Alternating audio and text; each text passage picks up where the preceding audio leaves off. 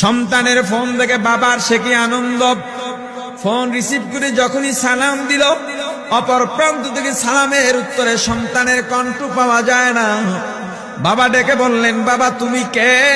এটা তো আমার সন্তানের কণ্ঠ নয়, তবে মোবাইলটা আমার সন্তানের। ওপার থেকে ডাক দেয়া বলে, আপনি কি এই লোকে এই মোবাইলওয়ালার বাবা? বলে হ্যাঁ।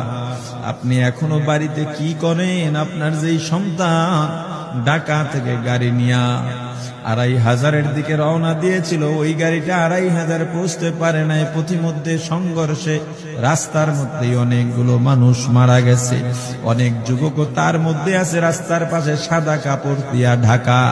দেখেন আপনার সন্তান এই লাশের মধ্যে আছে কিনা। মোবাইলটা আমি রাস্তার পাশে পড়ে পাইলাম। বাবা পাগলের মতো একটা দৌড় দিছে। মা মনে করছে সন্তান বুঝি কাছাকাছি চলে আসছে। অন্যান্য সন্তানদের ডাক দেয়া বলে,